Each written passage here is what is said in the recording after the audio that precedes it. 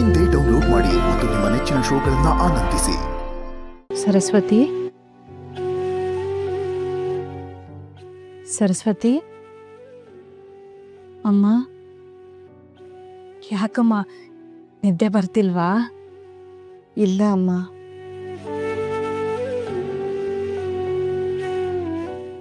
ವೆಂಕಟನಾಥ ನಿನಗೆ ಹೇಳ್ದೆ ಹೋದ ಅಂತ ಬೇಜಾರಾಗ್ತಿದ್ಯಾ?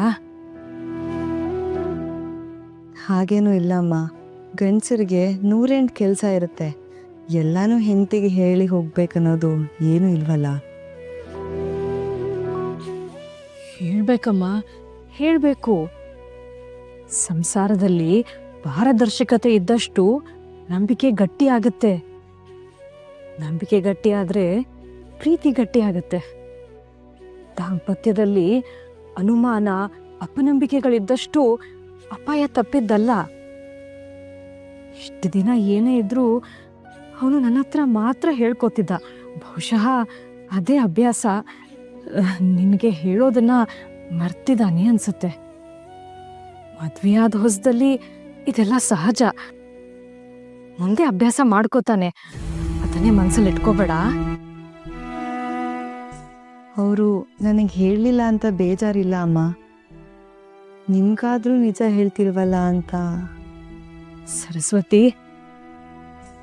ಅವನು ತುಂಬಾ ದಿನದಿಂದ ಏನೋ ಮುಚ್ಚಿಟ್ಟಿದ್ದಾನೆ ಅಂತ ನಮ್ಮೆಲ್ರಿಗೂ ಗೊತ್ತಿದೆ. ಆದ್ರೆ ಅದು ವೈಯಕ್ತಿಕ ಅಲ್ಲ, ಮಠದ ರಹಸ್ಯ ಅಂತಾನೆ. ಬಹುಶಃ ಇರಬಹುದು. ಯಾಕಂದ್ರೆ ಜೀವನದಲ್ಲಿ ಅವನು ಯಾವತ್ತೂ ಸುಳ್ಳು ಹೇಳ್ದವನಲ್ಲ. ಅಪ್ಪಿ ತಪ್ಪಿ ಯಾರಿಗೂ ಮೋಸ ಮಾಡ್ದವನು ಅಲ್ಲ. ಅವರಪ್ಪ ಅವನಿಗಷ್ಟು ಒಳ್ಳೆ ಸಂಸ್ಕಾರನ ಕಲಿಸಿದ್ದಾರೆ. ಅಮ್ಮ, ನೀವವ್ರನ್ನ ಹೆತ್ತು ಹೊತ್ತು ಸಾಕ್ತವ್ರು. ನಿಮ್ಗವ್ರ ಬಗ್ಗೆ ಅಷ್ಟು ನಂಬಿಕೆ ಇದೆ. ಆದರೆ ನಾನು ಈಗೀಗ ಬಂದವಳು. ನನಗವ್ರ ಬಗ್ಗೆ ಏನು ಗೊತ್ತಿಲ್ಲದೆ ಇರೋಳು. ಒಂದು ಸಣ್ಣ ಘಟನೆಯಿಂದ ಅವ್ರ ಗುಣ ತೀರ್ಮಾನ ಮಾಡೋದಕ್ಕೆ ನಾನೆಷ್ಟರೋಳು. ಅವರು ಗುರುಗಳ ಆಶ್ರಯದಲ್ಲಿ ಕೆಲಸ ಮಾಡೋರು. ಗುರುಗಳ ಆಜ್ಞೆ ಪಾಲಿಸ್ಬೇಕಾಗಿರೋದು ಅವ್ರ ಕರ್ತವ್ಯ. ಅದನ್ನ ಅನುಮಾನ ಪಟ್ಟು ನಾವ್ಯಾಕೆ ಸಣ್ಣವರಾಗಬೇಕು? ನಾನು ಅವ್ರನ್ನ ನಂಬ್ತೀನಮ್ಮ, ಖಂಡಿತ ನಂಬ್ತೀನಿ. ಈ ನಂಬಿಕೆ ಕೊನೆವರೆಗೂ ಹೀಗೆ ಇರ್ಲಮ್ಮ. ನೀವಿಬ್ರು ಆನಂದವಾಗಿರೋದನ್ನ ನನ್ನ ಕಣ್ ತುಂಬ ನೋಡ್ಬೇಕು. ನನ್ನ ಮಗನಿಗೆ ಏನು ದೇವ್ರು ಕೊಟ್ಟ ವರ.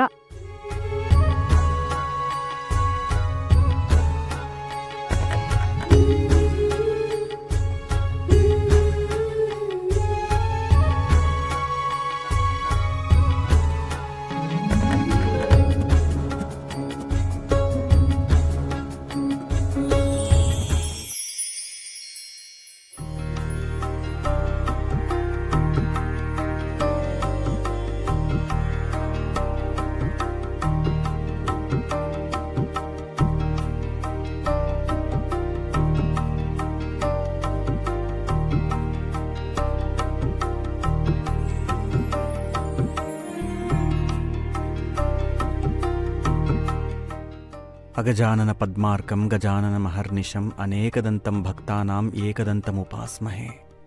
ಶಾಂತಾಕಾರಂ ಭುಜಗಶಯನಂ ಪದ್ಮನಾಭಂ ಸುರೇಶಂ ವಿಶ್ವಾಧಾರಂ ಗಗನಸದೃಶಂ ಮೇಘವರ್ಣಂ ಶುಭಾಂಗ್ ಲಕ್ಷ್ಮೀಕಾಂತಂ ಕಮಲನಯನಂ ಯೋಗಿಹೃದ್ಯಾನಗಮ್ಯಂ ವಂದೇ ವಿಷ್ಣುಂ ಭವಭಯಹರಂ ಸರ್ವಲೋಕೈಕನಾಥಂ.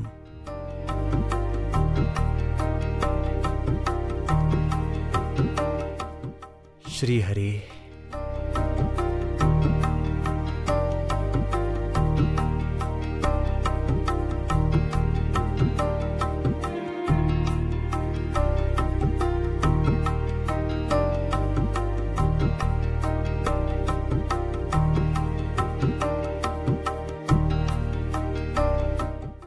ಈಗ ಹೇಗಿದ್ದೀರಿ? ಆಯಾಸ ಕಮ್ಮಿ ಆಗಿದೆ, ಮೈಯೆಲ್ಲ ಹಗುರವಾಗಿದೆ.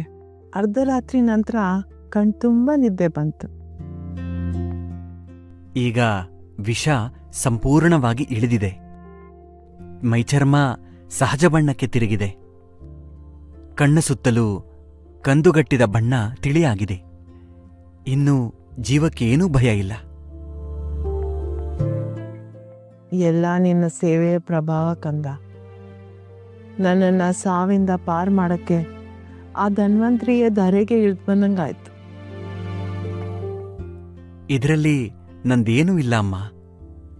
ಎಲ್ಲವೂ ಗುರುಗಳು ಕೊಟ್ಟ ಮದ್ದಿನ ಪ್ರಭಾವ.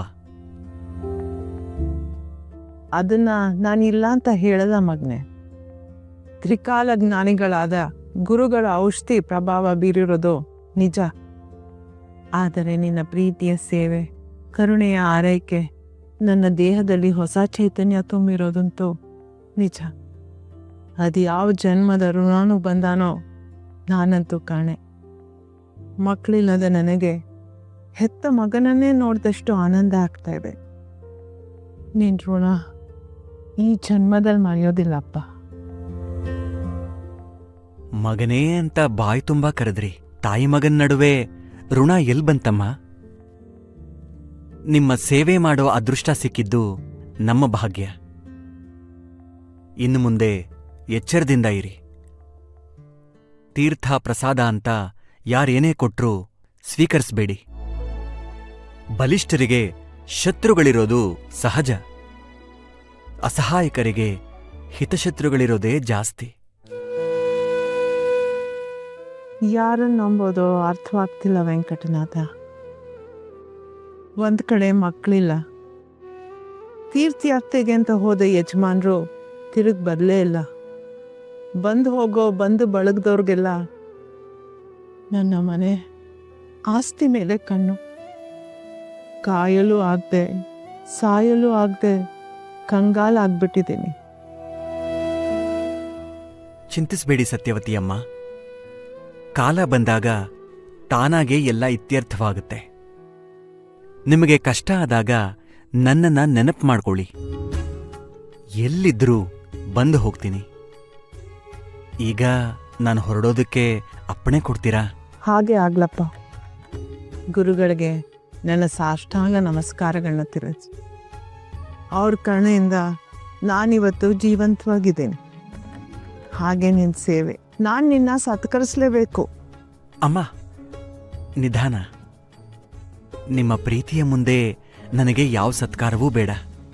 ನೀವು ವಿಶ್ರಾಂತಿ ತಗೊಳ್ಳಿ, ಚೆನ್ನಾಗಿ ನಿದ್ದೆ ಮಾಡಿ. ನೀವು ಗುಣವಾದ್ರಿ ಅನ್ನೋ ಸಂತೋಷವೇ ನನಗೆ ಸತ್ಕಾರ. ದೇವರ ಕೃಪೆ ಇದ್ರೆ ಮತ್ತೆ ಸಂಧಿಸೋಣ. ನಾನಿನ್ ಬರ್ತೀನಿ. ನಿನ್ನನ್ನು ನೋಡ್ತಾ ಇದ್ರೆ ನೋಡ್ತಾನೇ ಇರಬೇಕು ಅನ್ಸತ್ತಪ್ಪ. ನಿನ್ನ ಮಾತುಗಳನ್ನ ಕೇಳ್ತಿದ್ರೆ ಕೇಳ್ತಾನೇ ಇರಬೇಕು ಅನ್ಸುತ್ತೆ. ಆ ಸಮಯ ಬಂದರೂ ಬರ್ಬೋದು. ಹೋಗ್ಬಾ ಮಗನೆ.